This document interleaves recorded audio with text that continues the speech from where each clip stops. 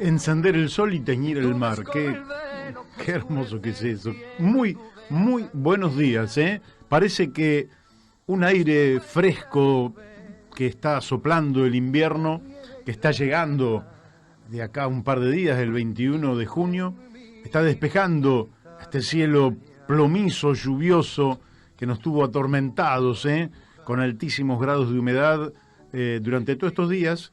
Bueno, y ahora parece como que entra un aire frío, pero que despeja, que va a permitirnos volver a encontrarnos con el sol, y entonces el día es como que está empezando muchas horas después del amanecer.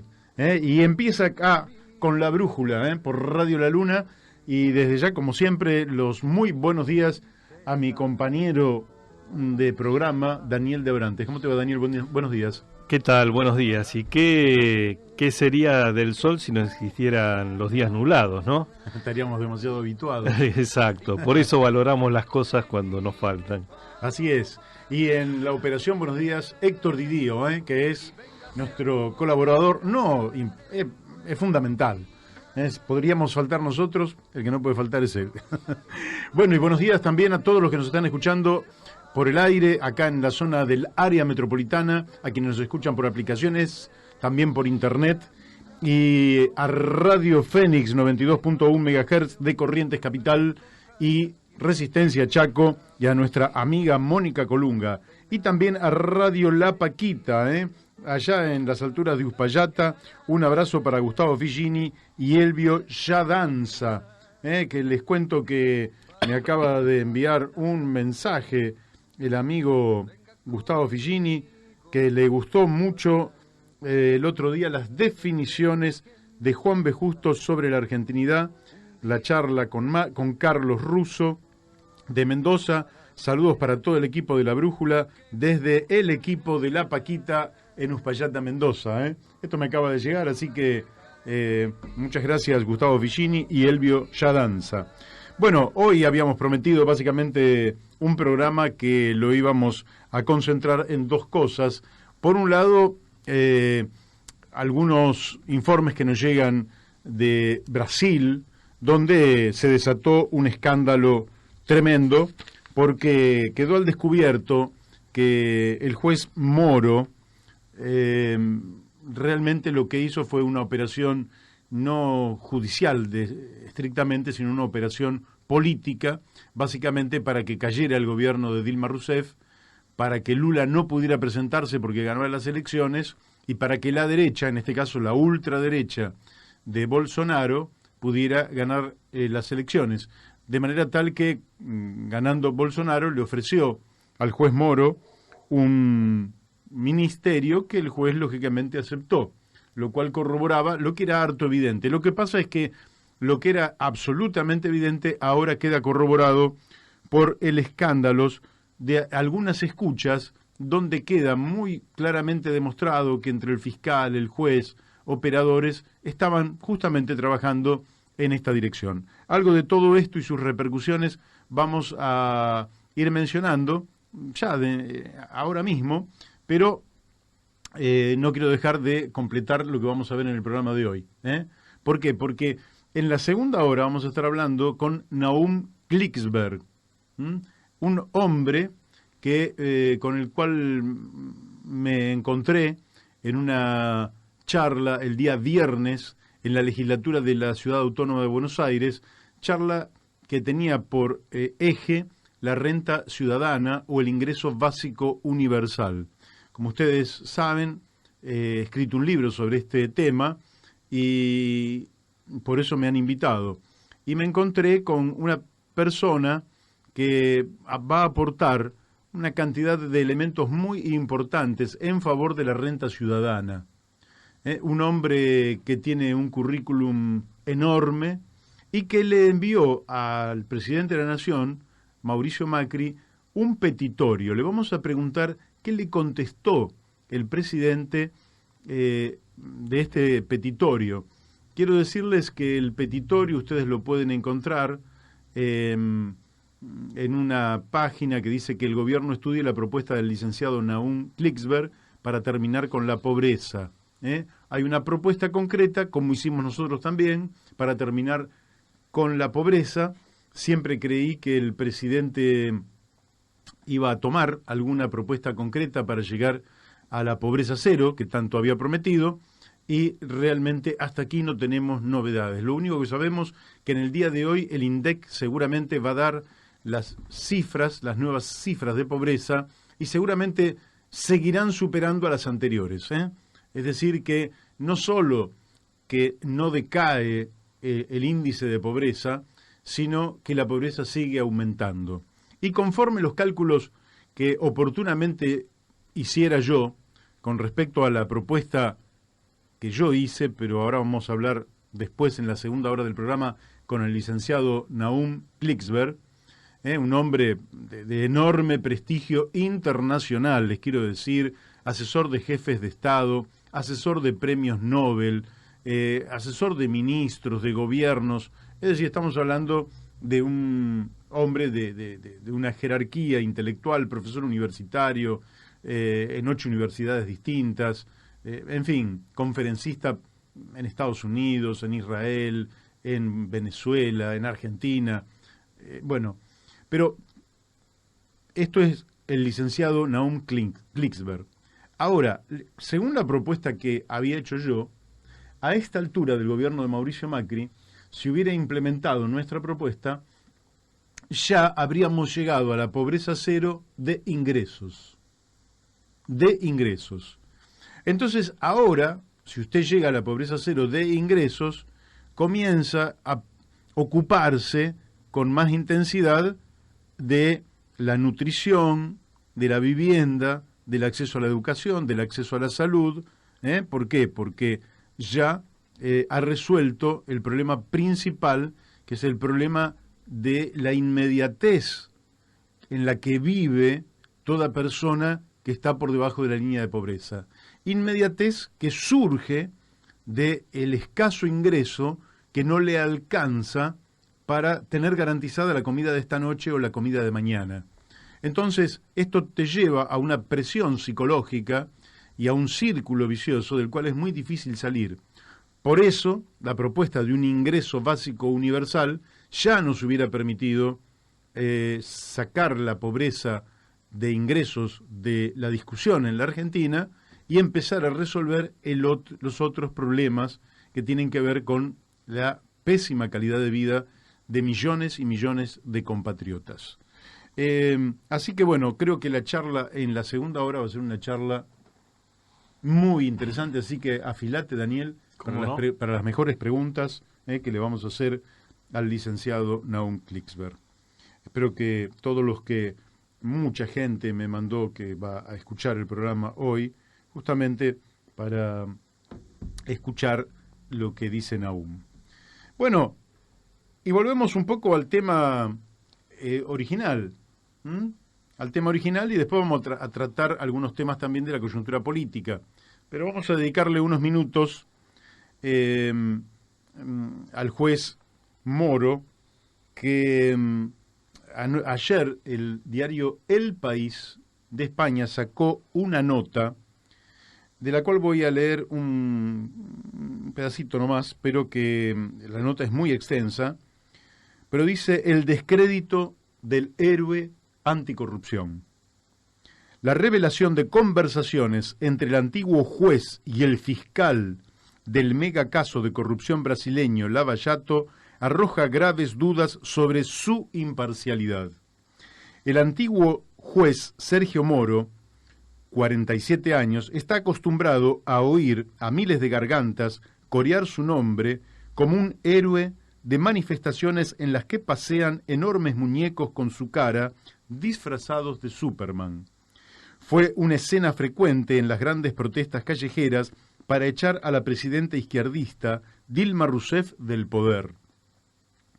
Y se repitió a finales de mayo en una concentración de bolsonaristas frente al Congreso en Brasilia. Moro, el juez que se embarcó en la cruzada de acabar con 5 siglos de impunidad para los poderosos de Brasil, entendió pronto que para abordar semejante empeño era esencial tener a la opinión pública de su lado. Y la ha tenido durante años. pero esta semana su carrera ha sufrido un duro golpe que no lo ha derribado por el momento, pero sí ha erosionado mucho su credibilidad. Ahora las dudas han aflorado también entre quienes siguieron defendiendo su imparcialidad cuando aceptó ser ministro de Justicia tras haber condenado al expresidente izquierdista Lula da Silva a 9 años de cárcel por corrupción y cercenando así sus aspiraciones electorales. El origen del escándalo son unas conversaciones privadas del entonces juez Moro con el fiscal jefe del caso Lavallato, Deltan Dallagnol, que un medio digital de Intercept Brasil empezó a difundir el pasado domingo por la noche. Se empezó a saber entonces que este Sergio Moro... Lo que muchos suponíamos, ¿no? Sí, yo te diría que era tan obvio que a veces uno piensa si la gente puede llegar a tal nivel de confusión. Tema que también vamos a hablar con Naum Klicksberg, que es un especialista en el tema corrupción y tiene estudios hechos sobre la repercusión que tiene la corrupción. Es decir, queremos ser absolutamente claros. Este programa se manifiesta absoluta y totalmente enemigo de cualquier acto de corrupción, ¿verdad? Es decir, acá no estamos queriendo que no se investigue, que se investigue y saber toda la verdad. Ni relativizando la corrupción. Ni relativizando la corrupción, que es nefasta, y después lo vamos a escuchar de boca del licenciado Climen. Yo lo he leído y realmente las repercusiones son infinitamente más graves de lo que se roba el funcionario, ¿verdad? Claro, claro. Infinitamente más graves. Pero le hemos preguntado a, si ustedes quieren, nuestra corresponsal en Brasil, Gabriela Orden, hemos preguntado por este tema y le hemos preguntado por las escuchas que se han conocido del juez Sergio Moro. También queríamos saber cuál era el papel de Estados Unidos, que me parece que está muy claro en lo que dice ella, y ustedes van a escucharla en esta primera intervención de ella, que dura menos de 4 minutos, en esta primera intervención, hablar de presal. Y como mucha gente no sabe lo que es el presal, yo sí se los quiero aclarar. El presal son las reservas de petróleo que descubrió Petrobras frente a Río de Janeiro durante el gobierno de Lula. Y esas reservas son de 176.000 millones de barriles de petróleo. Es decir, que podrían, esas reservas solas, de ser recuperadas, podrían abastecer el consumo de todo el planeta durante 5 años. Eso es el presal. Así que vamos a escuchar a Gabriela Orden. Bueno, en esta primera intervención voy a hablar un poco sobre los efectos de las denuncias de Intercept en Brasil.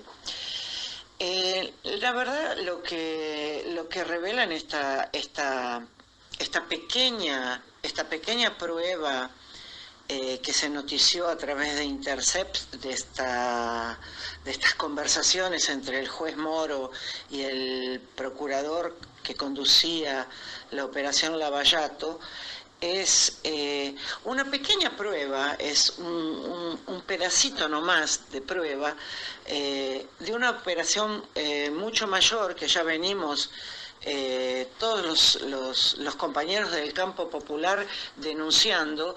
Es una pequeña prueba de una operación mayor orquestada, conducida por los Estados Unidos para toda América Latina, que tiene por objetivo frenar el desenvolvimiento de América Latina, específicamente los desenvolvimientos más importantes, que son el de Argentina y el de Brasil.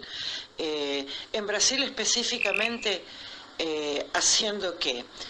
Interviniendo de forma clara, como está revelado ahora en la conducción del juzgamiento ilegal de Lula, inviabilizando la candidatura de Lula en las elecciones presidenciales de 2018, con el objetivo de la derecha volver al poder después de 16 años ausente, más sobre todo frenar el desenvolvimiento económico brasilero, parando sus grandes empresas de construcción civil, que son con notoria expertise en grandes obras de infraestructura y trabajan no solo en Brasil como en el resto del mundo, y también anular la decisión política de comprometer los recursos del presal con la educación del pueblo brasilero. Eso era una decisión tomada con mucho esfuerzo, con mucha negociación, para que los recursos del presal fueran en su grande mayoría para el desenvolvimiento de la educación en Brasil. Y otra cuestión que también a mí me suena bastante es eliminar de cualquier manera la participación de Brasil en este nuevo bloque económico que se estaba gestando y que continúa existiendo, pero con un posicionamiento digamos mediocre de Brasil hoy, que son los BRICS, ¿no? Ese bloque económico donde Brasil se alineaba con Rusia, India, en una nueva forma de se mover económicamente en el mundo, también fue bastante perjudicado cuando Dilma fue golpeado. Bueno, ahí está, bastante clarito. ¿Por qué? Porque el tema de la corrupción le ha servido a una estrategia de los Estados Unidos diferente a los golpes de Estado de décadas anteriores o de intervenciones militares de décadas todavía anteriores. Le ha servido, dice Gabriela, lo refuerzo, lo ha dicho ella, básicamente para frenar el crecimiento económico. Y observen que la empresa Odebrecht, que quizás sea la empresa constructora más importante de América Latina, el cronista pone punto final para una de las empresas más poderosas de América Latina. Odebrecht pedirá la quiebra. Ante la presión de los acreedores, el holding brasileño inició un proceso que podría convertirse en la quiebra corporativa más grande de la historia. Entonces, ¿qué ocurre? Fíjense, por un lado impiden que el gobierno de Lula, que Lula acceda, digamos, al poder a través del proceso electoral, poniéndolo preso porque ganaba Lula. Por otro lado, una presidenta que no está acusada absolutamente de nada, Dilma Rousseff, es derrocada. El gobierno lo toma la derecha. Al tomarlo la derecha, en este contexto, se derrumba económicamente Brasil. No solo quiebra Odebrecht, sino que Brasil este año no va a crecer. Mala noticia para la Argentina también, este año no va a crecer.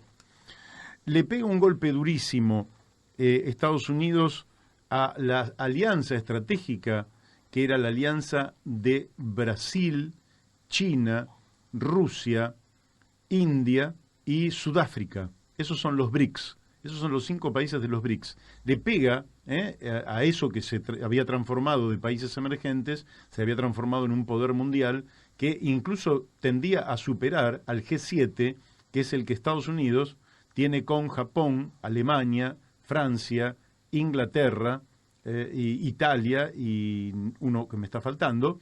Entonces, fíjense cómo a partir de una acción geopolítica inteligente de hacer eje en la corrupción, ganando a la opinión pública, como es lógico, para el lado de la honestidad, el juez Moro no deja de ser una pieza de los Estados Unidos que golpea geopolíticamente a Brasil. No solo el poder político, sino el poder económico y la inserción internacional de Brasil, poniéndolo, lógicamente, en una condición de debilidad bajo la órbita de los Estados Unidos. Creo que la jugada por parte de los que organizan esto es una jugada brillante. Le preguntamos también a Gabriela por la repercusión mediática, es decir, ¿qué hacen los medios?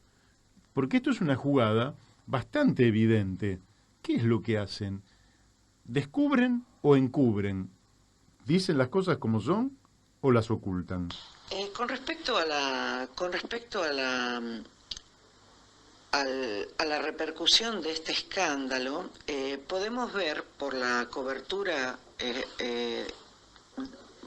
jornalística de la prensa que hay dos corrientes, ¿no? Hay una corriente de periodística que es crítico a la Intercept y acusa este medio de haber violado la privacidad de los envolvidos en el escándalo, ¿no? Específicamente Moro y Dallagnol.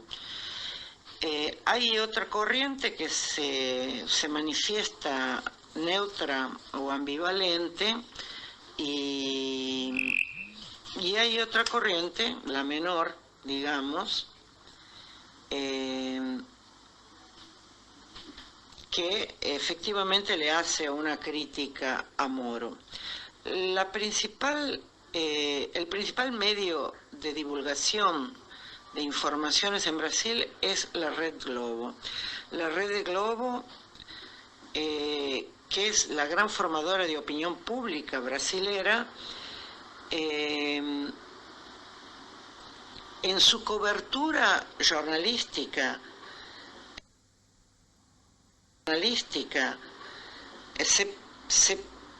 se manifestó mayoritariamente neutra con respecto a la denuncia de Intercept, o negando o ocultando la información o no dándole la repercusión que todos nosotros imaginamos que tenga esa repercusión. Lo que yo te puedo decir de la observación que yo hago de la vida cotidiana de los ciudadanos comunes es que, bueno, es que como que pasó, que fueron espionados y que eso no puede ser utilizado como prueba, o que de alguna manera los fines justifican los medios, y que realmente no causó entre el ciudadano común el mismo impacto que ha causado en el exterior. Fue mucho mayor la repercusión de este escándalo en el exterior que en Brasil, ¿no? Bueno, probablemente haya razones políticas también para que esto ocurra. Es decir, Sí. también puede haber habido una fatiga.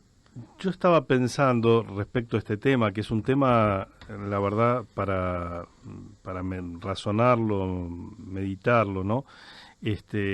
Y trasladándolo a la Argentina, ¿no? Y las repercusiones que ha tenido también en el tema de los cuadernos, el comportamiento de Techin, la principal empresa argentina.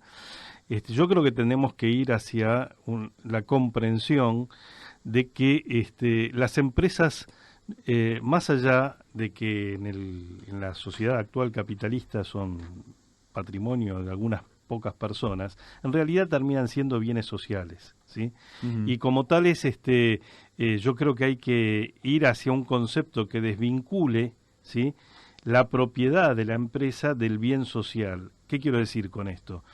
Si el señor Roca ha cometido un ilícito, debería ir preso, pero la Argentina tiene la obligación de defender esa empresa como bien social, ¿sí?, y como fuente de trabajo y de riqueza y de conocimiento de la Argentina, para que siga ocupando el lugar que ocupa. Ahora, habrá que encontrar la forma, ¿sí?, para que esto suceda, ¿no? Porque me parece, Odebrecht puede ser una cloaca, y de hecho lo es una gran cloaca de corrupción, pero también es una gran empresa de ingeniería, ¿sí? Lo mismo que IBM para los Estados Unidos, que ha sido, por lo menos en nuestros países, ha sido una gran corruptora de gobiernos, ¿sí?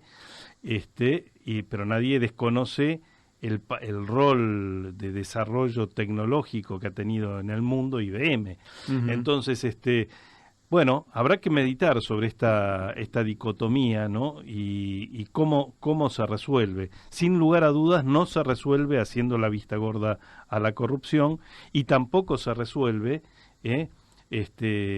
destruyendo bienes que terminan siendo bienes sociales, como son las grandes empresas, ¿no? Sí, claramente, vos lo decís con claridad. Vos tenés que delimitar la responsabilidad en los corruptos, que siempre son de a dos, ¿eh? O sea, puede haber una empresa que tenga vocación por sacar ventajas a través de la corrupción, pero tiene que haber funcionarios que estén dispuestos a aceptar esas coimas y ser parte de la corrupción. Siempre es de dos. Bueno, hay que delimitar con mucha precisión quiénes son los que participan de ese juego perverso, dañino, que realmente destruye a las sociedades, y ir sobre las personas. Nunca la responsabilidad puede ser de la empresa. La empresa no tiene ninguna responsabilidad. No. Es como el cuchillo, es decir, a nadie se le ocurriría en un crimen con un cuchillo condenar al cuchillo. Claro. Condenás al que tiene el cuchillo. La empresa no es la responsable. Son en todo caso los empresarios, los gerentes, quienes fueran, los empleados, los que participan. Bueno, hay que extirparlos como se extirpa un cáncer, sacarlos, condenarlos, juzgarlos como corresponde, y que la empresa siga. Pero acá el objetivo parece que ha sido muy otro, y de paso el desprestigio en el cual ha entrado Odebrecht. Vos pensás, Daniel, que por la magnitud son obras en general que no son de otras empresas o de particulares, son obras que hacen los estados nacionales, provinciales o municipales. ¿Qué intendente, gobernador o presidente va a firmar con Odebrecht cuando va a ser instantáneamente sospechado de recibir una coima?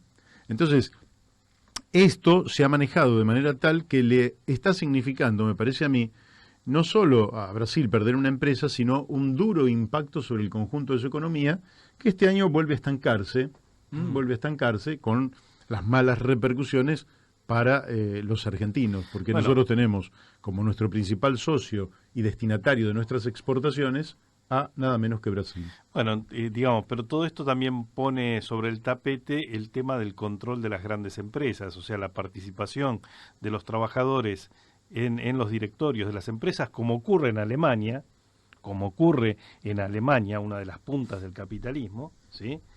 Y el rol activo que debe jugar el Estado también para preservar esas fuentes de trabajo que son riqueza del país, ¿no? Así es, aparte que porque lógicamente hay ingenieros, técnicos, etcétera, trabajadores que no tienen nada que ver con la corrupción, que no se han beneficiado de ella y que son un patrimonio de nuestros países.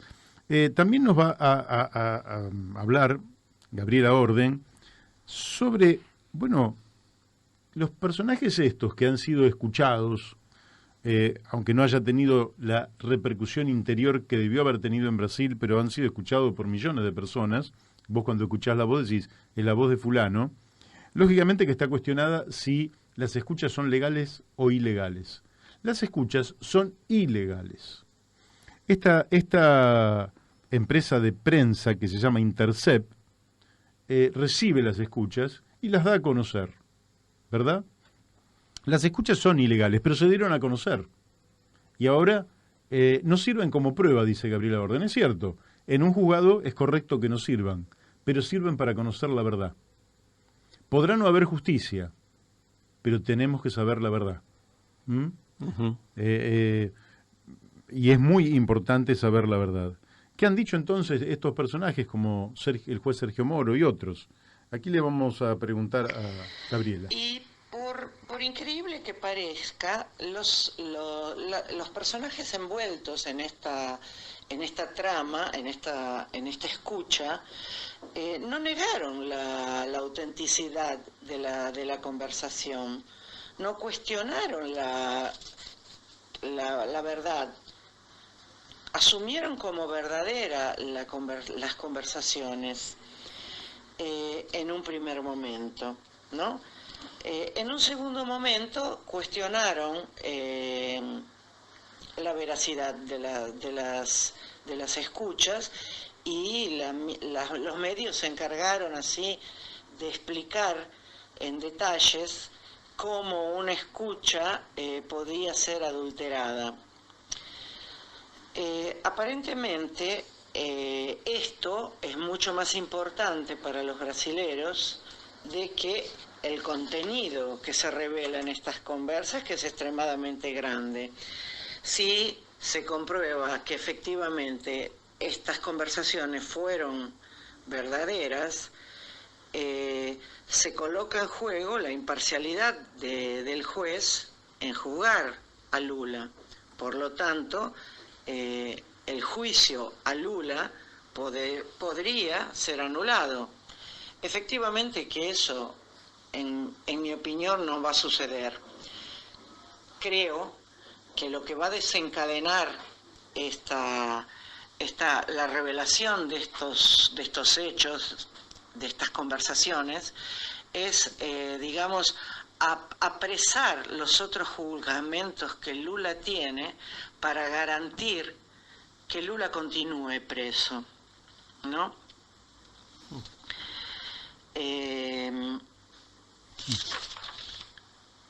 Lula sigue preso. Lula libre debería estar. Esta revelación de la conversación entre el juez Moro y Dallagnol no es el problema.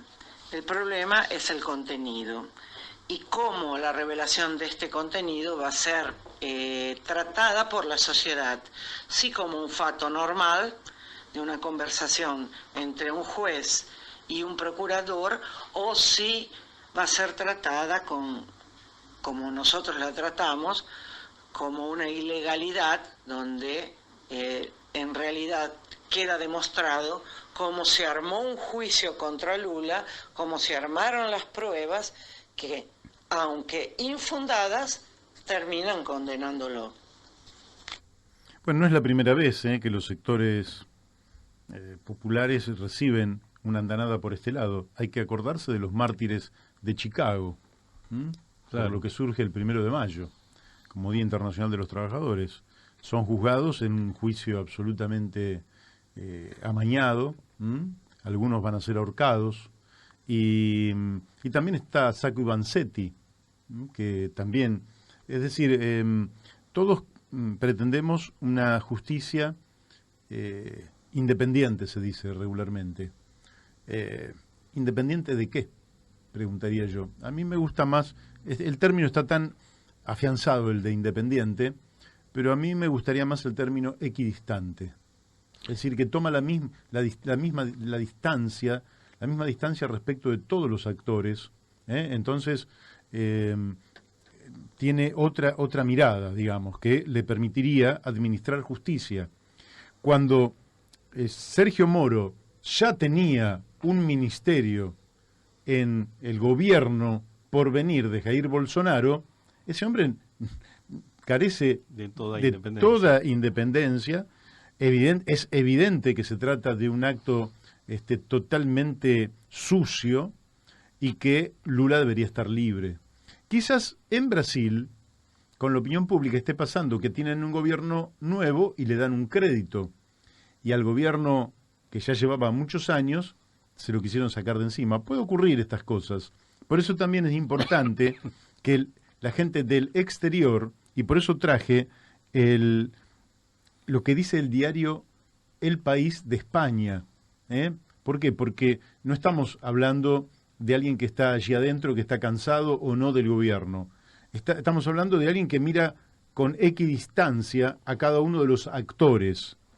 Y el diario El País habla cómo se está cayendo la credibilidad y cómo Sergio Moro está cayendo en un gran descrédito en la sociedad, porque es a todas luces claro que ha apresado a Lula como un servicio a la derecha de su país. Y esa derecha lo ha premiado, por un lado, con un ministerio, el Ministerio de Justicia, pero todos saben, porque eso ha trascendido, que Bolsonaro le había prometido que en cuanto se hiciera una vacante en la Corte Suprema de Brasil, él iría a la Corte Suprema de Brasil, con lo cual estaría en el máximo lugar al que puede aspirar un jurista, estaría de por vida y con todas las garantías habidas y por haber. Es decir, que muchas veces también sobre quienes están en la justicia hay un manto de impunidad que lo lleva a hacer cosas que en un contexto político donde se había ganado a la opinión pública para su favor, lo lleva a hacer cosas que son totalmente reñidas con los principios de justicia. Y por eso es harto menor decir que va preso por un departamento al cual que no estaba su nombre, pero que habría ido alguna vez, y todas cosas que las están trayendo, porque si a vos te siguen con lupa, algo te pueden encontrar siendo presidente de la nación, porque vas a un lado, vas al otro, te sacás fotos con una persona, te sacás fotos con otra. Bueno, estamos frente a un ardid y creo que va quedando desenmascarado. Así que, bueno, tenemos más cosas, pero ya el tiempo ha corrido y creo que ha quedado lo suficientemente claro para nuestros oyentes, por lo menos, y teníamos bastantes más minutos, pero los vamos a dejar para otra oportunidad. Y ahora vamos a ir a un tema y después vamos a seguir con un poquito de política local y después de la una vamos con el licenciado Nahum Klicksberg. Seguimos aquí, dijimos que íbamos a hablar un poquitito de política y la noticia del día es que Massa bajó su candidatura a presidente de la Nación y va a encabezar la lista de diputados por la provincia de Buenos Aires del Frente de Todos, ese frente que va a constituir junto a Alberto Fernández, Cristina Fernández de Kirchner, y bueno, que ha reunido una masa crítica muy importante y que lo está haciendo muy competitivo. Entiendo que esto lo refuerza y creo que tiene más incidencia en el electorado que la propia presencia de Pichetto en la fórmula de Mauricio Macri. Voy a decir lo que pienso porque he escuchado ayer que Carlos Pañi, que evidentemente está dentro de la burbuja del gobierno, y toda la lógica es esa, dice que alguien le dijo que la presencia de Pichetto junto a Macri era como una representación del futuro. En cambio, el corrimiento de Sergio Massa al lado de Alberto Fernández y de Cristina era como ir al pasado. Son construcciones que se hacen por simpatía, pero que no tienen fundamento. No digo que la que voy a decir yo tiene mucho fundamento, pero voy a darle por lo menos un par de elementos. Si hay alguien viejo en la política, no es Sergio Massa, es Miguel Ángel Pichetto. Si hay alguien encaramado en los rincones oscuros de las trenzas, las roscas y la vieja política, es Miguel Ángel Pichetto. ¿Que eso tiene un valor? Sí, lo tiene. Es un rosquero que tiene un valor. No es un hombre al que se le reconozca autonomía, ni representación social, ni mucho futuro político. En cambio, del otro lado, es un muchacho que en un momento rompe con el gobierno de Cristina Fernández de Kirchner, la enfrenta, intenta por su camino, no le alcanza, se va desinflando y decide, desde una posición que él dice autonómica, veremos, volver a una alianza. Evidentemente, lo que está tratando de construir es una mayoría para derrotar al gobierno de Mauricio Macri. Da la impresión de que tiene que ver mucho más con el futuro y va a estar en mejores condiciones de competir en 2023 Sergio Massa que Miguel Ángel Pichetto. Pero por otro lado, se da un fenómeno distinto. Sergio Massa se dice a sí mismo, por lo menos, al margen de sus orígenes, que es peronista. Y va a un frente donde la preeminencia del peronismo es absoluta. Pero del otro lado, si lo que hay son componentes, átomos sueltos del peronismo, Frigerio, hay varios, Monzó, en fin, hay varios que están ahí con el gobierno, ahora no recuerdo todos los nombres, pero habrá 10 o 12 tipos Rodríguez importantes. Santilli, bueno, pero va como vicepresidente de la Nación.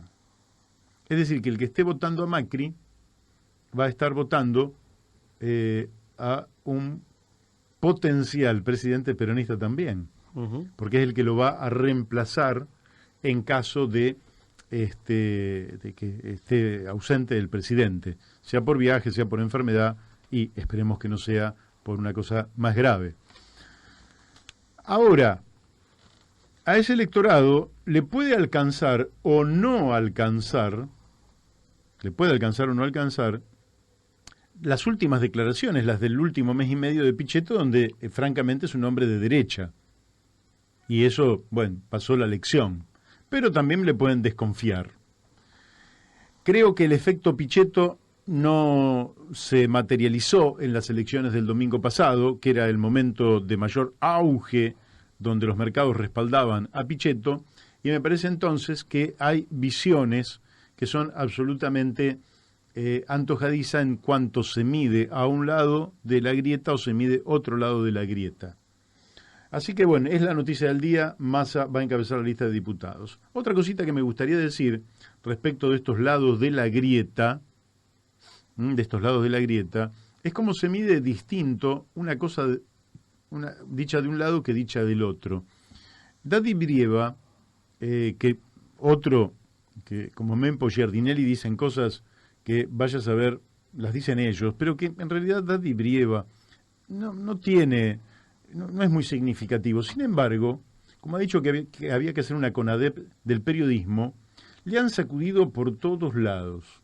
Y la verdad, Daniel, si vos sos periodista y no tenés nada para esconder, siempre has sido fiel a tu estilo, a tu pensamiento y a tus principios, la verdad que es algo que podrías haberlo pasado por alto porque no tiene ningún tipo de significación, independientemente de que Daddy Brieva no debería ser tan irrespetuoso y mal educado con lo que fue una institución extraordinaria de la democracia argentina como la CONADEP, que investigó nada menos que crímenes de lesa humanidad. De manera que manosear esta institución que cumplió un rol histórico en la Argentina, que fue prestigio ante el mundo, manosear esta institución para hablar de una CONADEP del periodismo, no lo debería hacer.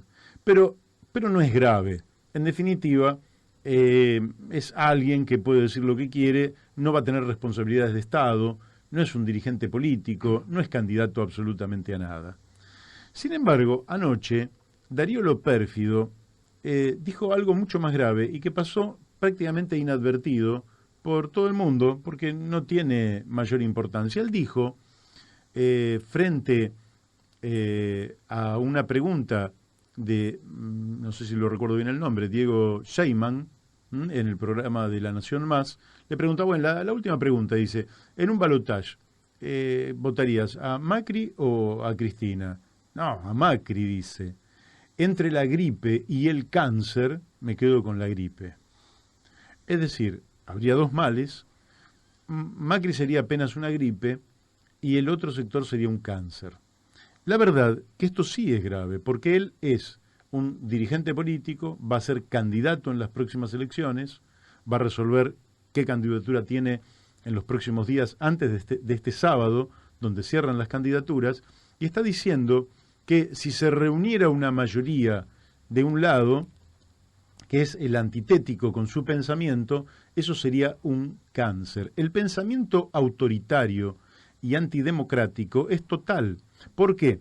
Porque decir al cáncer lo combatís, al cáncer lo extirpás, pero a una mayoría democrática que circunstancialmente se pudiera constituir, como se constituyó con Macri, nosotros nunca dijimos que había que voltear al gobierno de Macri, que había que extirpar al gobierno de Macri, simplemente hemos visto que el pueblo argentino le dio un crédito al gobierno de Macri, el gobierno de Macri fracasó y los datos son absolutamente objetivos, pero nunca se nos ocurriría decir que un gobierno legítimamente elegido por el pueblo argentino puede hacer un cáncer. Eso es un verdadero horror y debió merecer el repudio de todo el periodismo que, lamentablemente, lo han pasado por alto. No así lo de Dadi Brieva.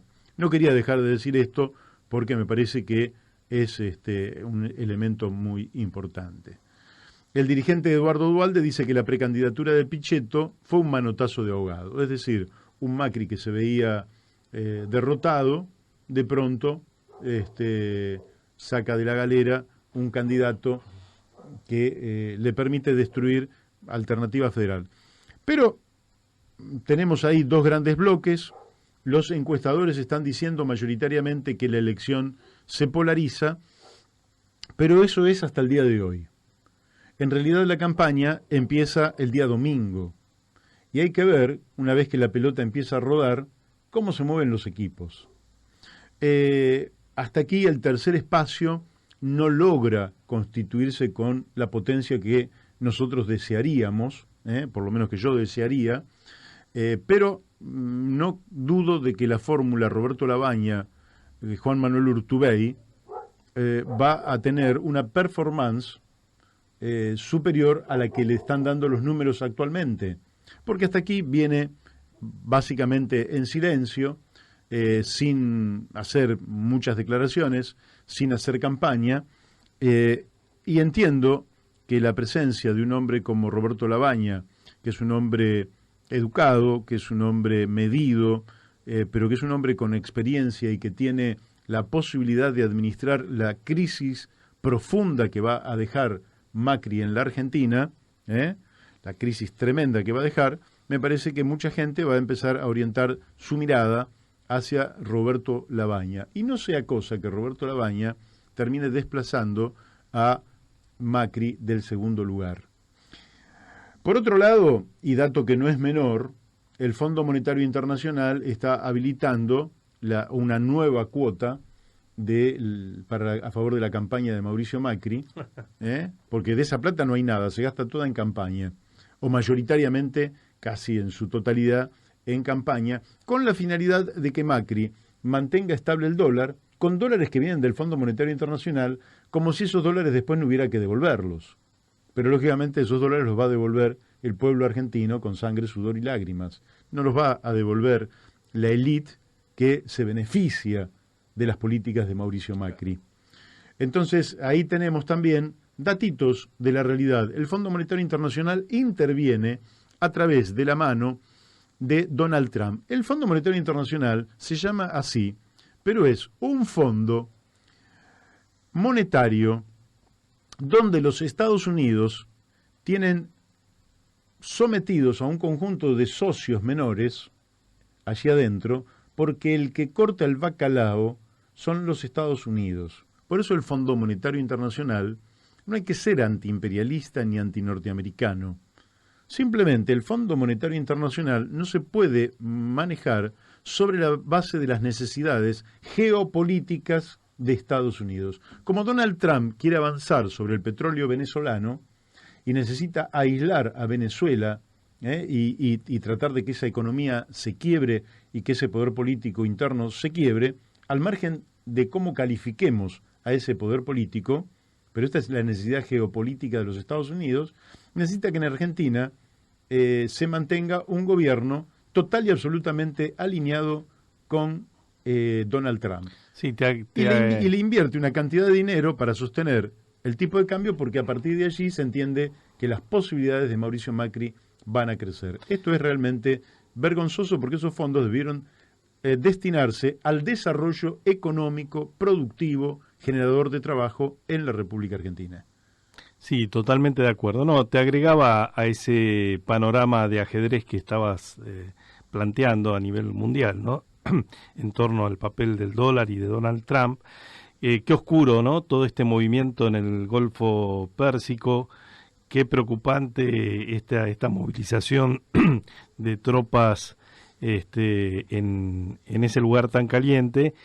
Y bueno, y la verdad que todo es muy oscuro, ¿no? Como que se estuviera preparando algo complicado. Sí, las señales de Donald Trump al movilizar 1.000 soldados más en la zona caliente de Irán es como que está preparando, son tambores de guerra. Vamos a ver, esperemos que no llegue. Bueno, vamos a la tanda de la radio y después vamos con Nahum Klicksberg, a quien le vamos a preguntar sobre la renta básica universal incondicionada. Bueno, seguimos aquí en La Brújula y creo que ya estamos comunicados con el licenciado Nahum Klicksberg. Buenas tardes, Nahum, ¿está usted en línea? Estoy en línea, muy buenas tardes a todos los oyentes. Bueno, muy amable por su atención.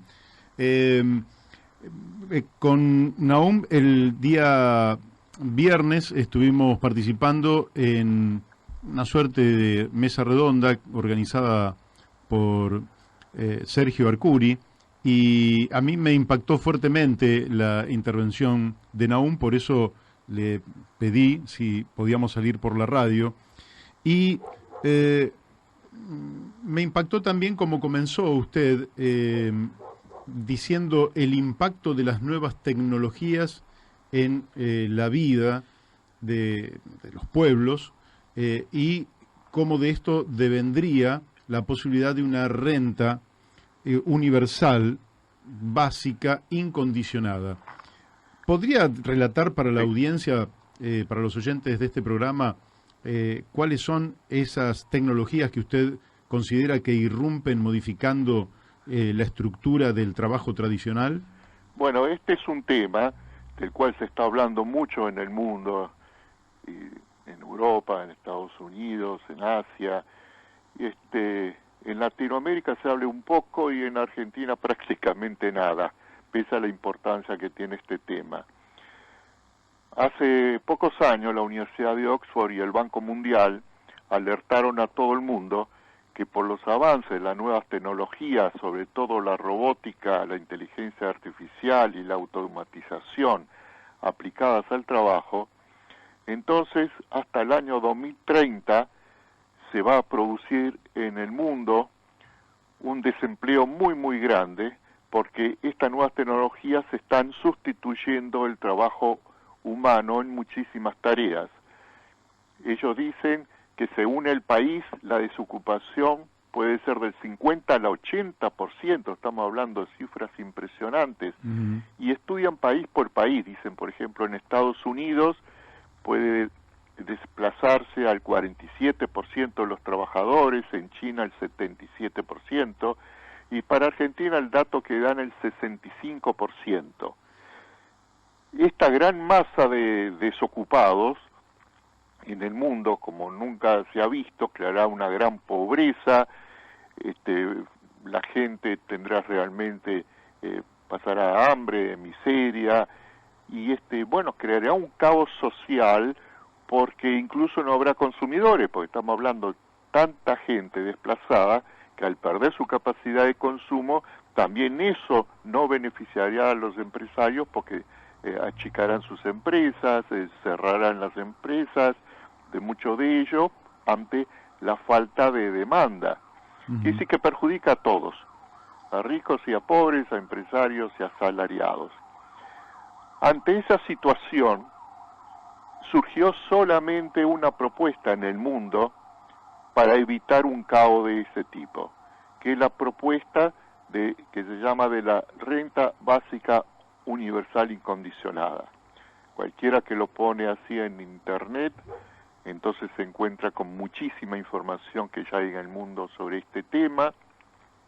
Y yo dirijo CIRFUDI, Centro Internacional de Información sobre la Renta Básica Universal Incondicionada, que funciona en el sitio para quienes quieran tener información a través de mi página www.propuestaparaterminarconlapobreza.com, donde ahí pongo información de todo el mundo, videos, textos, artículos, con los apoyos que va teniendo esta propuesta en el mundo. Tiene apoyo de la izquierda, de la derecha, de personas empresarios, de personas asalariados, porque es la única propuesta para evitar el caos del cual hemos hablado, ¿no? Del cual se está pronosticando. Así es. Y bueno, nosotros lo vemos en la Argentina, las cámaras en las calles, sustituyendo o haciendo trabajo de policías o colaborando con la policía, en los peajes que se ponen los sistemas automatizados. Hoy en día cuando uno llama por teléfono es raro que a un lugar, es raro que atienda una telefonista, como hasta hace poco atiende una inteligencia artificial que dice con quién quiere comunicarse, apriete 2, apriete 3, etcétera.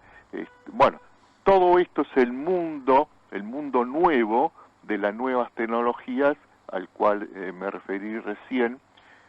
Cuando uno entra en el sitio que antes mencioné, el que coordino, puede ver videos de robots haciendo cosas pero impresionantes que ya están haciendo en el mundo.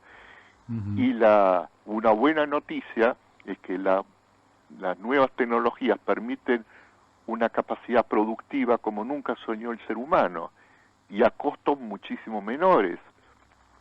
Ya hay empresas robotizadas, fábricas de hacer casas robotizadas que en un solo día hacen una casa de excelente calidad de 140 metros y después solo requiere 3 días el armar la casa. Quiere decir que en 4 días uno puede instalar una casa de 140 metros de muy buena calidad y a menor costo que antes.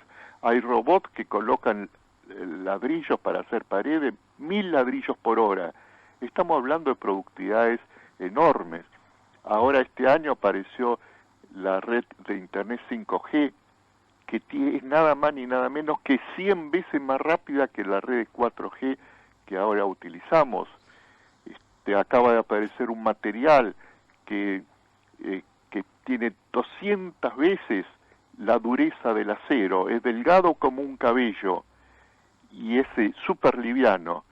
Ya se está pensando en hacer automóviles irrompibles con este material, ya se están haciendo chalecos antibalas y muchísimos productos van a tener ahora, van a estar hechos con este material.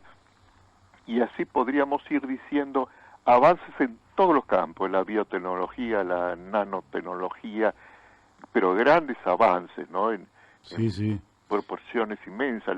La computadora cuántica acaba de salir este año, la presentó IBM, que tiene un potencial, pero muy, muy, muy superior a las más poderosas computadoras que conocemos. Es una tecnología nueva en computación, no es la computadora que conocemos mejorada, es otra forma totalmente distinta de funcionar, no es a base de bits, sino de otras formas. Entonces, bueno, ante todo esto, la pregunta que cabe es cómo repercutiría esto en la Argentina, porque la mayoría de los partidos políticos dice, bueno, hay que dar trabajo, y esa es la clave. Bueno, pero no hablan de que en este mundo que se está procesando en este momento que estamos viviendo, ya nadie promete trabajo. Se está pensando cómo hacer para poder que la gente pueda vivir sin trabajar, porque no va a haber trabajo. Es un mundo en el cual muy pocas personas van a tener puestos de trabajo, porque la mayoría de las personas no se van a precisar que trabajen. Incluso los nuevos trabajos que van a surgir, como en toda revolución industrial, ahora a este proceso se lo llama que estamos en el proceso de la cuarta revolución industrial, van a surgir nuevos trabajos, por ejemplo, arreglar a los robots, pero los nuevos trabajos ya se sabe que van a ser también hechos por las nuevas tecnologías. Robots van a estar arreglando robots, va a ser mucho más económico y más rápido programarlo que formar un ingeniero después de 5 años para que sepa arreglar robots. Quiere decir que en este momento, en la Argentina que tiene en este momento 4 heridas por las cuales se está desangrando el pueblo argentino, que es la pobreza estructural que tiene. Hemos pasado en 1966 de 3% de pobreza a ahora 40% de pobreza, en base a cifras oficiales del gobierno actual. Y con los parámetros que en la Argentina se mide la pobreza, si medimos con los parámetros de cómo se mide en Estados Unidos y Europa, en Argentina la pobreza es muy superior al 40%, es del 70% o más. Entonces, La pobreza es una de estas heridas que está desangrando al pueblo. La corrupción generalizada es otra herida que desangra al pueblo. La precarización laboral, los salarios cada vez tienen menos capacidad adquisitiva, la inestabilidad laboral es muy grande, bueno, y todo eso tiende a profundizarse, sea cual sea el gobierno que venga. Claro que hay matices, ¿no? Hay gobiernos que no hacen nada por aminorar un poco los daños que al pueblo les causan todas estas cosas, y otros gobiernos que pueden surgir que pueden no interesarles el pueblo ni aminorar los efectos estos desastrosos. Nahum, quiero preguntarle, desagregando esto que usted ya nos ha dado un pantallazo, pero me gustaría ir desagregando. Usted le ha enviado una propuesta al presidente Mauricio Macri, que cualquiera la puede encontrar en internet, y a mí me parece una carta, una nota, un petitorio que está muy bien escrito. ¿Qué respuesta ha tenido por parte de las autoridades del país? Sí, primero voy a explicar cuál es el contenido de la carta para que los oyentes estén enterados. Perfecto. Hace un tiempo yo elevé en la Casa Rosada, le llevé un petitorio, donde le hago una solicitud, pero no al presidente Macri por ser Macri el presidente, se lo hubiese llevado la presidenta Cristina si ella estaría en este momento como presidenta, el presidente que sea, por la investidura presidencial. Entonces yo agarré y expliqué esta situación que ahora estoy explicando, que se viene una gran desocupación en la Argentina, se viene toda esta ola de las nuevas tecnologías sustituyendo la mano de trabajo, y entonces para evitar esta crisis, que es urgente el implementar medidas que enfrenten esto, y que justamente la única medida es la renta básica universal internacional, que se postula ahora en el mundo para evitar este problema, y adaptada a la Argentina. Yo hice un trabajo para adaptarlo a las características argentinas, hice un paquete de 40 medidas económicas que justamente permiten implementar esta propuesta de la renta básica. Entonces le digo al presidente, señor presidente, yo tengo suficientes credenciales académicas como para que usted se dé cuenta de que él está hablando una persona seria. Yo fui profesor en 8 universidades, asesor en proyectos de las Naciones Unidas, asesor de gobiernos, de diputados, de senadores. Bueno, acá está mi currículum. Yo hice este paquete, quiero reunirme con técnicos del gobierno para que analicemos si esto se puede implementar en Argentina y si esto, como yo pienso, sí se puede y sería beneficioso para la Argentina, elevaría la calidad de vida de todos los ciudadanos argentinos. Entonces lo único que pido es ser escuchado. Dígame con qué técnico me tengo que reunir para llevarle mi propuesta. Bueno, la contestación fue, me contestaron, fueron muy gentiles, me contestaron de la Casa Rosada, me mandaron una misiva en la cual me pusieron, el señor presidente está muy ocupado, no tiene tiempo para de contemplar reuniones, ni que su equipo tampoco. Lo llamarán, es posible que lo llamen del Ministerio de Desarrollo Social para escucharlo. Nunca me llamaron, en lo más mínimo. Yo fui asesor del Ministerio de Desarrollo Social durante muchos años en varios gobiernos argentinos. Fui asesor a nivel de gabinete de ministros. Bueno, ninguna noticia, ¿no? Ahora, entonces, lo interesante es que el problema se viene. Con negarlo, con no verlo, no lo vamos a evitar, sí, claro. Porque esta precarización laboral que dije ya la estamos viviendo, y entonces propongo ahora a la sociedad, hago mi propuesta, por eso hice la página de internet que coordino, para hacer la propuesta a la sociedad, para que la sociedad tome esta propuesta de que Argentina sea el primer país en el mundo en implementar integralmente la renta básica universal digna, incondicionada, porque es la solución a las 4 heridas que está sufriendo la Argentina, que como dije, la pobreza, la corrupción, la precarización laboral y la deuda externa que ahora tenemos, que con los métodos normales de tratar de pagarla vamos a precisar generaciones de argentinos sacrificándose para ir pagando los intereses de la deuda. Pero si implementamos en la Argentina la propuesta de la renta básica universal, entonces se solucionan los 4 problemas para el pueblo argentino y mejora rápidamente la calidad de vida, no habría más pobres. Uh-huh. Bueno, todo esto parece... ¿Y a qué atribuyen aún el hecho de que, para no politizar, digamos, o partidizar esto, de que la dirigencia política en general no esté viendo algo que usted como académico y asesor que ha sido y profesor universitario ya lo está viendo, pero que parece ciega frente a una realidad que se avecina, que es como si se viniera un conjunto de nubes que traen lluvia y que nadie quiere abrir un paraguas? Sí. Parece una cosa de necios, ¿verdad? Sí. ¿A qué lo atribuye esto? Usted que también es psicólogo, se lo vamos a decir a nuestros oyentes, psicólogo, sociólogo. Excelente pregunta. Uno podría pensar, bueno, que tal vez se podría atribuir a que piensan que no, que el tema no es grave, que el problema no existe. Podrían pensarse que pensarían así, pero no se puede pensar que piensan así, porque yo asesoro a diputados, a empresarios en el tema, a dirigentes políticos, y todos saben que se viene este problema y la gravedad del tema.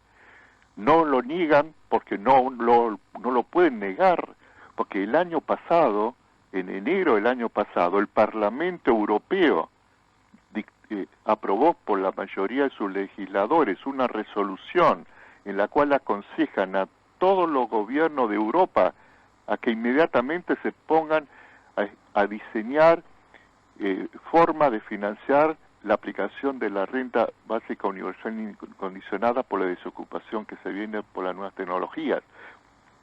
Y el año pasado, en septiembre, inaugurando las sesiones de las Naciones Unidas, nada más ni nada menos que el secretario general de las Naciones Unidas, el doctor Guterres, él dijo exactamente lo mismo, que da un aviso a todos los países de que estudien cómo implementar la renta básica incondicional, porque se viene una transformación total del mercado laboral y una desocupación muy grande, y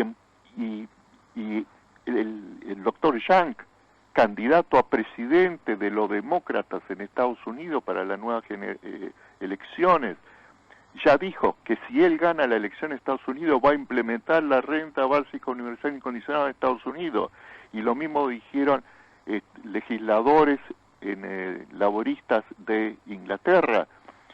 Y ya se hicieron en el mundo, en más de 12 países, experimentos para ver el resultado de esta renta, viendo que es inminente, que no va a haber otra solución en el mundo que implementar, guste o no le guste a algunos. Quiere decir que nuestros dirigentes y políticos no ignoran el tema. Aparte sale en los periódicos, entran en internet y lo ven en los periódicos de todo el mundo. Entonces, ¿a qué se debe? Se debe a que hay muchos políticos, dirigentes, funcionarios, que piensan, y bueno, esperaremos a que las papas quemen. Cuando se noten los fuertes efectos de esto en la Argentina, y bueno, después veremos cómo lo enfrentamos. Que si no hay un pensamiento de adelantarse al problema para crear las estructuras que lo puedan prevenir para que se solucione de la mejor forma posible. Si no, bueno, cuando venga el problema, vamos a ver qué hacemos. Igual que cuando venga el problema, dentro de unos años, a lo mejor ni siquiera tales personas ya no están en el gobierno, y bueno, no le interesa entonces lo que pueda pasar con el pueblo. Es decir, falta un poco más también de solidaridad con el pueblo, con la gente pobre, que son las que siempre padecen los problemas. Al fin y al cabo, la clase alta no se ve afectada, sea cuáles sean los problemas, de la forma en que la clase pobre y el pueblo en general. Entonces, bueno, usted sabe, la psicología del funcionario, yo fui incluso psicólogo de funcionarios en otros países, cuando viví en otros países, ¿cómo funciona la psicología del funcionario? Tiene dos componentes psicológicos básicos que están siempre en constante conflicto. Uno es la motivación a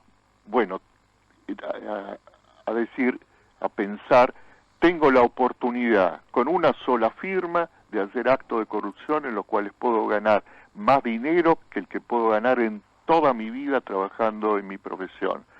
Una motivación, es decir, a usar un cargo público para beneficio de la riqueza personal. Y la otra motivación, la que está alimentada por una vocación de servicio. Estando en una función gubernamental, tengo una oportunidad extraordinaria para ayudar a mejorar al pueblo de mi país. Esto pasa en los funcionarios de todo el mundo, que hay este conflicto psicológico interno. En los últimos 40, 50 años, por la forma en que evolucionó el mundo, la corrupción fue ganando lugar, se va expandiendo en el mundo la corrupción, y porque se rompió este equilibrio en estas dos motivaciones, y parecería ser que está predominando en muchos funcionarios y políticos la motivación a hacer el dinero para fines personales y usar los cargos públicos para eso, más que la otra motivación. Trágico, ¿no? Desde ya, no en todos. Estamos hablando que hay una tendencia a aumentar este proceso de esta forma, ¿no? Sí, sí. Doctor Klinsberg, mi nombre es Daniel de Abrantes, también quería hacerle una pregunta. ¿Cómo no? En principio yo tengo la sensación, por lo que vienen desarrollando, ¿sí?, que hay respecto a los políticos, están mostrando una situación de atraso respecto a las necesidades de la sociedad, pero también hay una realidad, y es que la demanda de la sociedad todavía tampoco está presionando lo suficiente como para que este tema se concrete y se transforme en una demanda colectiva. Sin embargo, yo veo en los jóvenes que tienen un acercamiento distinto y una mirada distinta respecto a las ocupaciones y al trabajo, un campo, digamos, donde estas ideas pueden prosperar con mucha más potencia, porque además son los primeros afectados, ¿no? Por la falta de trabajo y bueno, básicamente a mí me parece que también hay que poner en discusión este tema de que lo que va a desaparecer no es el trabajo, sino que van a modificarse las formas de trabajo asalariado, o lo que en definitiva lo que está cambiando o lo que va a cambiar es el concepto del trabajo en el entorno capitalista. Pero el trabajo es algo constitutivo del hombre, y las máquinas no creo que puedan hacer desaparecer esa predisposición que tiene el hombre a la creación y a la actividad que llamamos trabajo. Lo que usted está diciendo, pero es exacto. Las investigaciones que se hicieron ya en el mundo sobre la renta básica arrojaron exactamente lo que usted dijo. Es decir, como dije antes, en más de 12 países se agarraron miles de personas y se le dijo: le vamos a dar dinero todos los meses para que usted viva, que le alcance para vivir bien, trabaje o no trabaje, haga lo que usted quiera. Y las personas se dedicaron a trabajos, pero no siempre a trabajos rentados. Claro. Algunos se dedicaron a trabajos rentados para sumar otra entrada económica a la entrada de la renta que le daba el gobierno, y otros decían: no, me voy a dedicar a las cosas artísticas, me voy a dedicar a cosas solidarias, me voy a dedicar al cuidado de personas, que son trabajos no rentados, pero son de gran valía para la sociedad y para el desarrollo personal de cada individuo. Entonces, claro, lo que cambia con esta desocupación que se viene, cambia los conceptos sobre el trabajo rentado. Incluso dentro del trabajo rentado, cambia el concepto toma importancia el concepto de trabajo deseado y no deseado. Claro. En la actualidad, en la sociedad, el 70% de las personas, según muchas estadísticas, realizan trabajos no deseados, pero son trabajos por los cuales precisa ese salario y entonces no tiene otra que estar en ese trabajo. Pero con la renta básica, entonces las personas tienen la posibilidad de elegir realizar, en la medida en que haya y lo consigan, trabajos rentados, deseados, en los cuales se realizan profesionalmente, su vocación, etcétera. Y entonces, quiero aclarar que la renta básica, estamos hablando de la renta básica y todavía no dije qué es, porque posiblemente los oyentes no sepan, bueno, pero ¿qué es la propuesta de la renta básica? La propuesta de la renta básica es que el Estado daría a cada ciudadano, desde que nace hasta que muere, durante toda la vida, le daría una cantidad de dinero por mes, dinero en mi diseño, dinero, productos y servicios. Ese paquete se puede diseñar de diferentes formas, pero lo concreto que le garantiza a las personas que van a poder vivir sin necesidad de trabajar, porque no quieren trabajar en cosas rentadas o porque no consiguen trabajos rentados.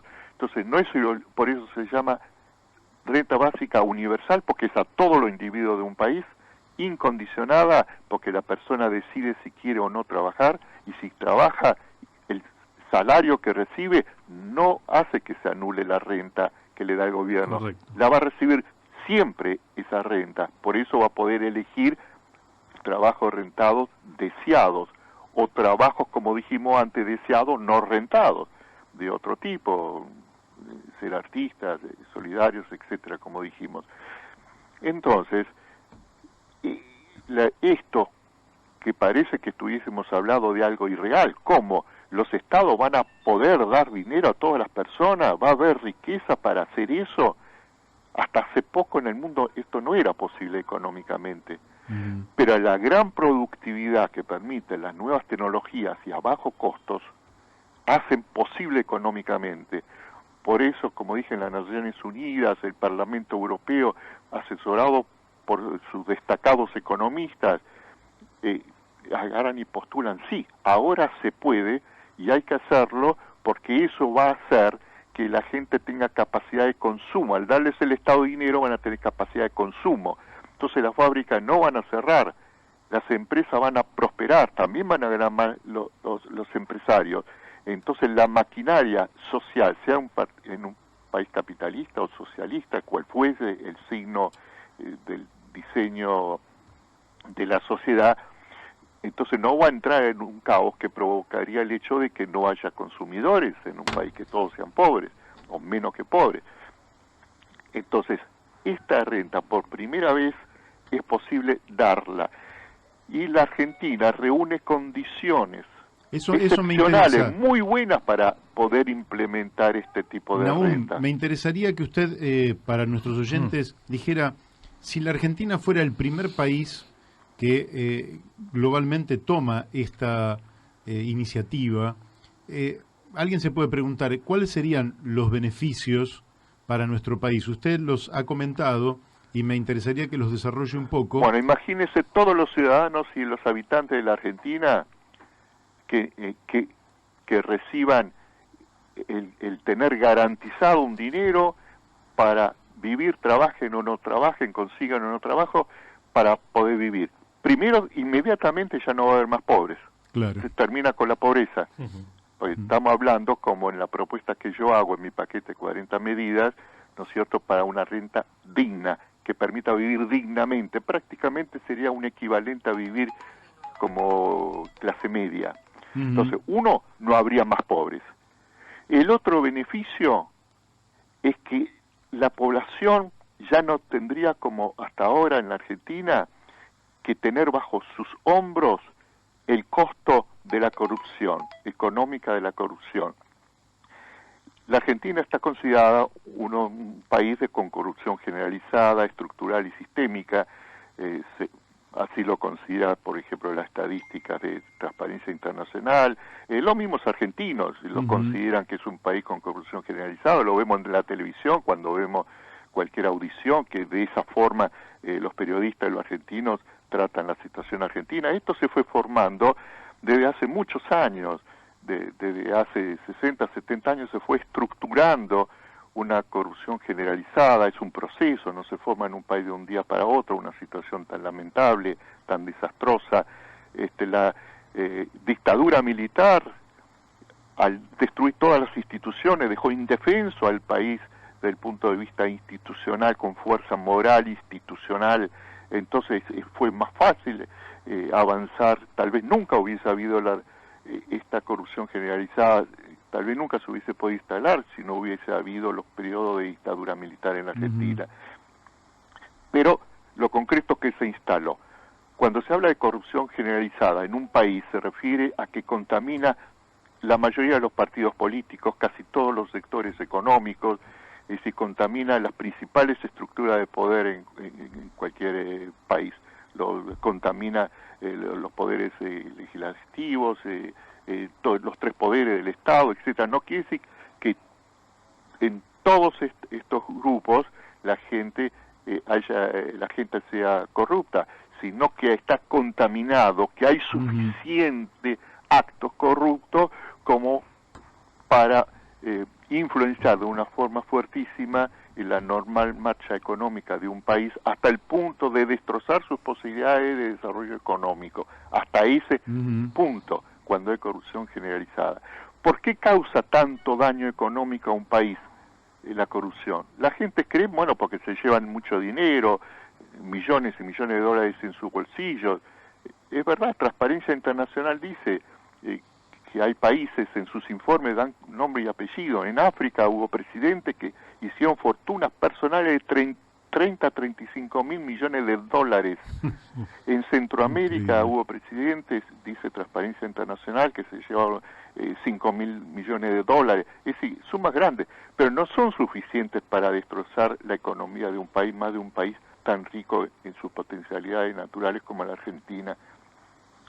El principal daño por el cual la corrupción, cuando es generalizada, destroza la economía de un país y hace que cualquier programa económico, aunque esté bien diseñado, fracase, es que por cada $1.000.000 que se pone en sus bolsillos funcionarios por acto de corrupción, pueden producir al país daños por decenas de millones e incluso cientos de millones de dólares, porque el daño de la corrupción funciona, se llama efecto ondas de agua.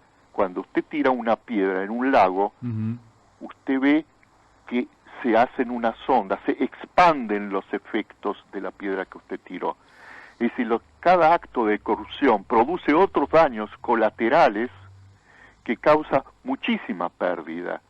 Es decir, cuando por ganarse algunos miles de millones de dólares unos funcionarios dejan entrar en un país, digamos, las organizaciones de narcotraficantes, supongamos que X cantidad de miles de millones de dólares que todos los funcionarios implicados en eso se repartieron en sus bolsillos, pero causan durante generaciones un daño a millones de habitantes, de jóvenes que van a ver sus neuronas quemadas por la droga. Si usted calcula económicamente ese daño, es infinitamente superior a los miles de millones que se pudieron poner en su bolsillo los funcionarios. Mire, yo escribí un libro sobre la corrupción, que lo ofrezco gratuitamente, se puede leer gratuitamente online, en el sitio www.propuestaparaternidadconlacorrupcion.blogspot.com, donde yo ahí analizo, porque yo durante muchos años estuve estudiando el fenómeno de la corrupción a nivel mundial, donde yo describo 10 megacorrupciones que hay en los países que tienen corrupción generalizada, que causan 10 megadaños económicos al país. Bueno, eso es lo que destroza. Cuando imagínese, funcionarios que en un país tienen el poder, simplemente con hacer que de una semana a otra, de un día a otro, suba el dólar o baje el dólar, diciendo, bueno, yo soy el presidente del Banco Central, yo puedo hacer esto. Si las personas que tienen tanto poder quisieran meterse en su bolsillo 100 millones de dólares de un día para otro, lo hacen. Pueden ellos y sus amistades pueden ganar de un día para otro 100, 200 millones de dólares, pero esos millones de dólares, si la medida es para beneficio de ellos y no porque el país precisa en ese momento esa medida, en esa especulación financiera el país puede perder miles de millones de dólares en unas semanas. Claro, sí, sí, muy claro, sí. Entonces, este es el gran daño que causa la corrupción a un país, los efectos secundarios, el efecto ondas de agua. Ahora, ¿por qué la renta básica hace como de escudo protector de la población, defendiéndola de los daños de la corrupción? Acá es muy interesante esto, porque para la Argentina esto tiene especial importancia comprender esto. Si en la Argentina todos los ciudadanos y habitantes tendrían garantizado por una renta básica poder vivir dignamente, entonces ¿quién pagaría el costo de la corrupción? Ahora el costo de la corrupción no cae en las clases altas, cae en la clase media y baja. Por eso está desapareciendo la clase media en la Argentina. Entonces, si tiene garantizado, pase lo que pase con la corrupción, por esta nueva disposición, por este pacto social, porque esto requiere un pacto social nuevo en una sociedad, de garantizar y para siempre a la población vivir dignamente con una renta que le da el Estado, entonces ya no se ve afectada por la corrupción, pase lo que pase con la corrupción, la clase media y la clase baja. Entonces, ¿quién va a pagar el costo de la corrupción? La clase alta. Va a haber que poner impuestos especiales a la clase alta para que pague los costos de la corrupción. Pero la clase alta es la que tiene suficiente poder económico y político para decir, no, si nosotros no vamos a ver perjudicados, acabamos con la corrupción. Sí, sí, tienen una motivación. Y termina porque tiene el poder político. Si cuando quiere terminar con la corrupción la clase alta, puede terminar. Incluso hay un sistema, porque hasta ahora se han intentado en el mundo dos formas de luchar contra la corrupción, que cuando en un país está generalizada, las dos formas han demostrado que fracasan. Uno, el poner controles. Las Naciones Unidas aconseja, pongan oficinas anticorrupción, pongan tales controles, tales. Muy bien. En un país donde hay una corrupción generalizada, los controles no funcionan, porque son cooptados por el poder corrupto, o son neutralizados, no tienen posibilidad realmente de una libre acción y de desempeñar sus funciones de una forma correcta. Entonces los controles fracasan. La otra forma es una forma que surge más intuitivamente en los pueblos, que dice, bueno, como hay mucha corrupción en nuestro país, votemos a honrados. Y eso también ha fracasado en el mundo. ¿Por qué? Primero porque nadie sabe quién es honrado y quién no. El que no es honrado no dice, yo soy un candidato, no, que no voy a ser honrado. Claro. Bueno, primero no se sabe. Pero lo segundo es que las personas honradas que suben a funciones públicas, y pasan a tener un gran poder, entonces entran en crisis psicológica por las dos motivaciones que antes dije psicológicas, que crean, yo como psicólogo, yo soy psicólogo y sociólogo, estudié muy bien este tema, crean un conflicto intrapsíquico entre la motivación para ganar dinero rápidamente, para fines personales, y la motivación para hacer un bien social. Y cuando la corrupción es generalizada, entonces aumenta el porcentaje de funcionarios que lamentablemente caen justamente, prevalece la motivación psicológica a hacer dinero fácil y de forma impune, y entonces, pero a lo mejor subieron siendo honradas cuando antes de tener el poder. Esto se llama el proceso de metamorfosis psicológica que convierte a honrados en corruptos. Entonces, en muchísimos países vemos cómo tales personas, antes de subir al gobierno, eran personas intachables, honradas, de una actividad social de liderazgo impecable, y después de unos años el gobierno, ahora todo el mundo sabe que se convirtió en corruptos, que son corruptos, ¿no? Bueno, esta es la explicación psicológica que lleva justamente para explicar este tipo de proceso. Ahora, bueno...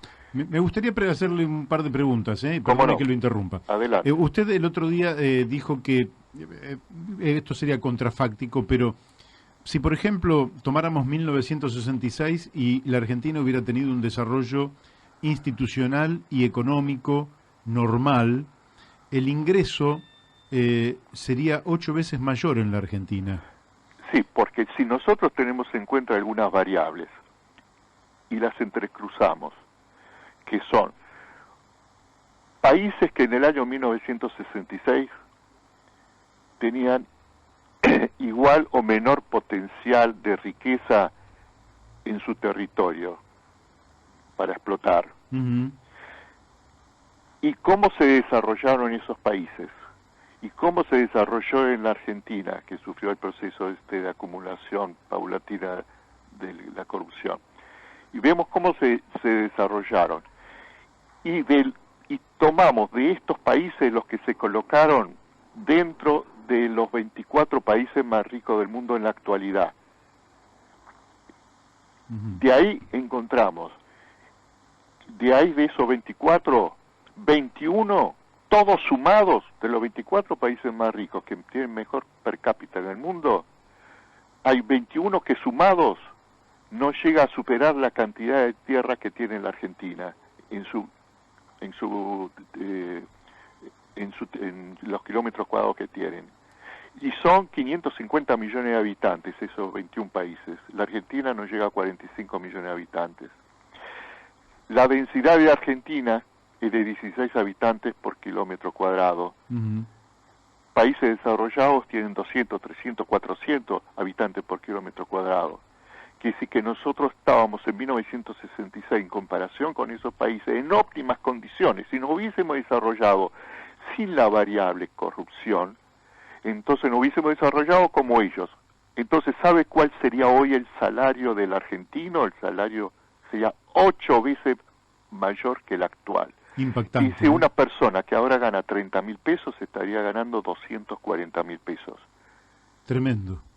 El dato es entonces, conmovedor.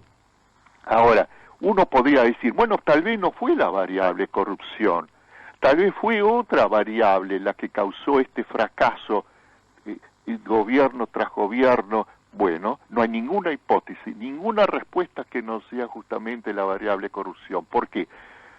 Se puede decir, bueno, en ese periodo, en este país, ¿hubo guerras que destrozaron a la Argentina? No hubo guerras. Uh-huh. ¿Hubo grandes cataclismos de la naturaleza, terremotos toda la semana? No, para nada. Es un país de los privilegiados en ese sentido, de los que menos sufren problemas con la naturaleza de ese tipo de desastres.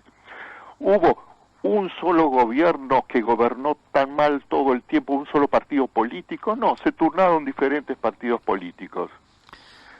Bueno, la ineptitud de los ministros de Economía argentinos, ¿suben ministros ineptos? No, casi todos con los mejores títulos académicos de universidades, de las mejores universidades del mundo, y que pusieron en puestos de responsabilidad en sus ministerios también personas con títulos académicos de primer nivel.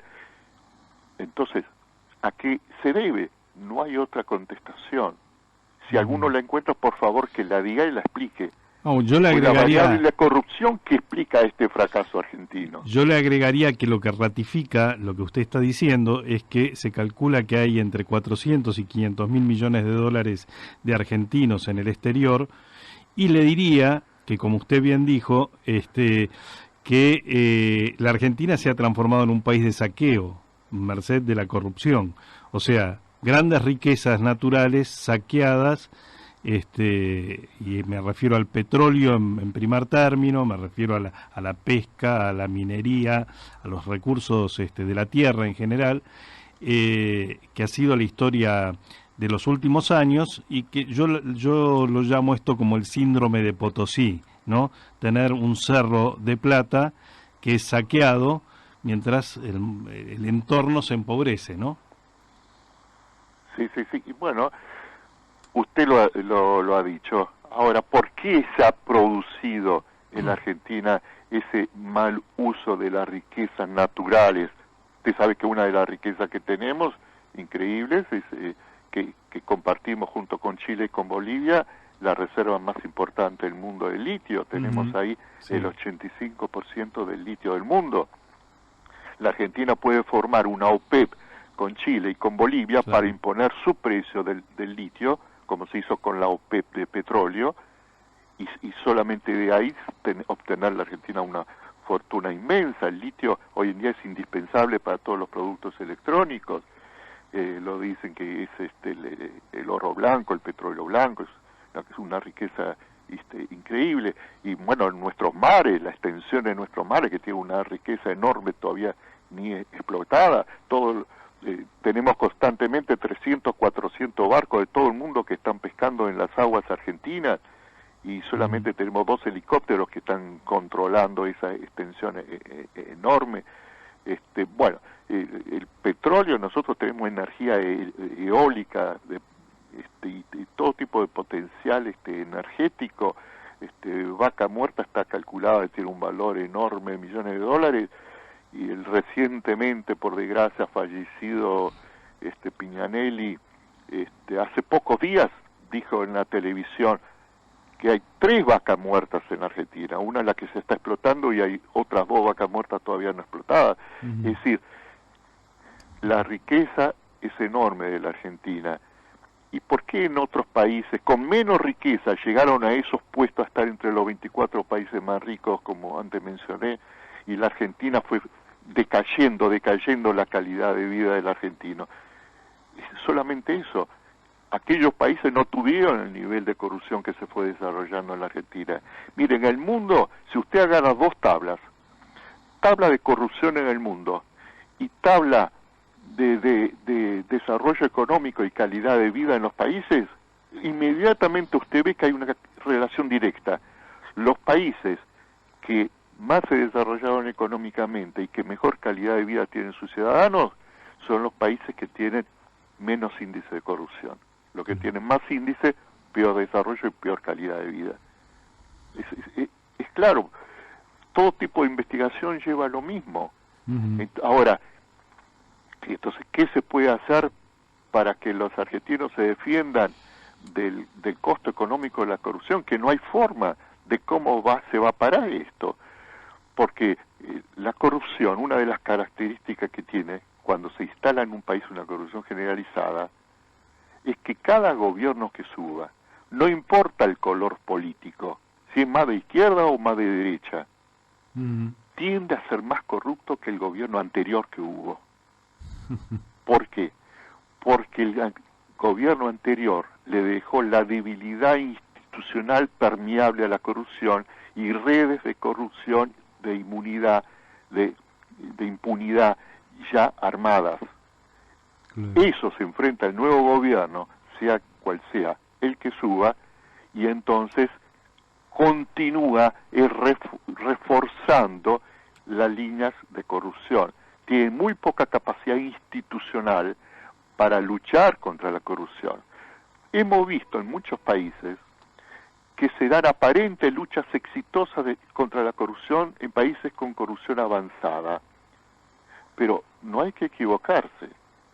Muchas veces, generalmente, no son reales luchas contra la corrupción, sino que son batallas entre sectores corruptos por espacios de negociados, que es otra cosa.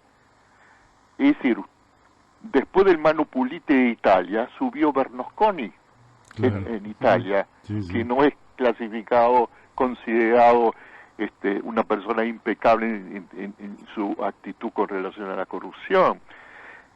En Brasil también, dicen que lucharon contra la corrupción de Lula, esto, de aquello, y cómo siguió la corrupción en Brasil. Bueno, vamos a ver si continúa eso mejor o peor, ¿no? Es decir, es muy difícil cuando una vez que se instala una corrupción generalizada, desde el punto de vista estrictamente técnico-científico, no se la puede erradicar.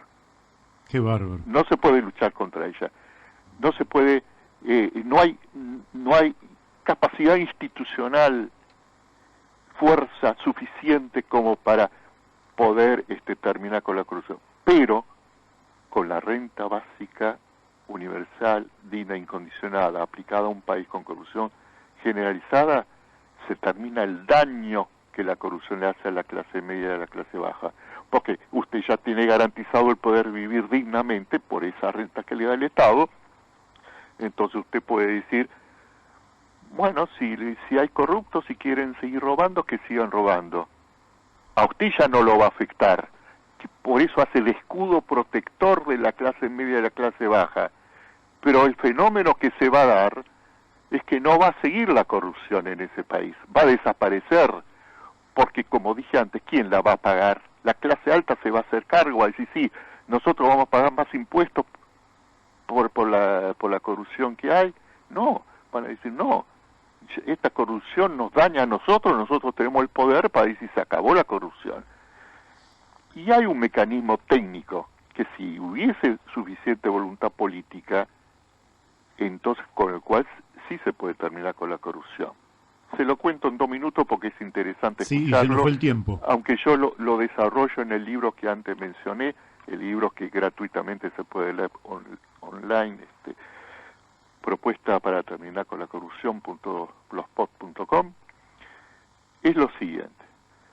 Los controles han fracasado cuando hay una corrupción generalizada en un país. Votar a honrado ha fracasado por lo que antes dije, por el proceso de metamorfosis psicológica que convierten muchas veces a honrados en corruptos. Entonces, hay una forma, del punto de vista técnico, pero si precisa mucha voluntad política, y cuando hay mucha corrupción no hay voluntad política para terminar con la corrupción, que es el siguiente, el SIP, Sistema Integral contra la Corrupción. Ese sistema es así. Se usa Internet y se capacita a miles de ciudadanos para que desde su casa colaboren voluntariamente unas horas por mes haciendo control de los gastos públicos, con un diseño especial que permite que estos miles de ciudadanos capacitados para ese tipo de función sepan hacerlo, lo hagan. El Estado, todas las reparticiones públicas tienen que informar su gasto por Internet de una forma especial, comprensible para todos los ciudadanos. Y aparte de que estos miles de ciudadanos van a ser de contralores, y van a ser de contralores de los organismos contralores internos del Estado, para que no puedan desviarse, toda la población libremente va a poder entrar en Internet y ver los gastos de cada repartición del Estado en forma legible, entendible, etcétera. Esto es un sistema incorruptible, porque no se puede corromper a miles y miles de ciudadanos que no pertenecen al Estado. Entonces, esto sí puede terminar con la corrupción. Yo hice la primera experiencia en Latinoamérica en este sentido. En el año 2000, cuando estaba finalizando el gobierno de la Rúa, yo estaba siendo asesor del gobierno, y entonces le llevé este proyecto. Le dije, hay un problema de corrupción en la Argentina, ¿por qué no hacemos tal cosa? Dije, no lo dije personalmente a la Rúa, gente funcionario del gobierno, yo estaba asesorándolos. Me dijeron, bueno, entonces está bien, implementa tu propuesta. Hice una propuesta, me la aceptaron, la implementé y la dirigí durante 2 años. Se llamaba Internet contra la corrupción, utilización de Internet contra la corrupción. Y bueno, esa experiencia fracasó por distintos motivos. No pude hacer que realmente funcione como me hubiese gustado que funcione, pero extraje una experiencia muy rica que me sirvió para perfeccionar el sistema y proponer ahora el sistema SIC, el sistema integral de lucha contra la corrupción, utilizando Internet ya de una forma perfeccionada, pero requiere que esa utilización que sea implementada por un gobierno a nivel de un poder ejecutivo que se comprometa e implemente eso. Y en un país donde hay corrupción generalizada, bueno, no es fácil encontrar ese gobierno. Un gobierno que digamos que quiera hacerlo. Pero técnicamente existe la solución. Bueno, Nahum, yo le agradezco muchísimo, pero el tiempo se nos ha ido. Con la renta básica se soluciona más fácil el asunto por los motivos que antes mencioné. Muy bien. Bueno, entonces le agradezco muchísimo la participación en el programa. El tiempo se nos ha ido. Viene otro programa para la radio y tenemos que entregar el espacio. Le mando un fuerte abrazo y para nuestra gente le digo que hemos hablado con Nahum Klicksberg, psicólogo y sociólogo, asesor en renta básica universal incondicionada, con un conjunto importantísimo de propuestas. No sé si sigue al aire, pero de nuevo le reitero un fuerte abrazo y espero que pronto nos volvamos a encontrar. Y le voy a hacer entrega del libro Socializar la herencia difusa, que... Sí, extraordinario lo que en ese libro se menciona, también estos conceptos, parte de estos conceptos. Y bueno, me despido de los oyentes con solamente recomendarles algo. Si entran en el sitio, en la página que les mencioné, y les parece que aplicar en la Argentina la renta básica merece por lo menos ser estudiada, ser comentada, ser debatida, entonces no esperen que los hagan funcionarios ni políticos.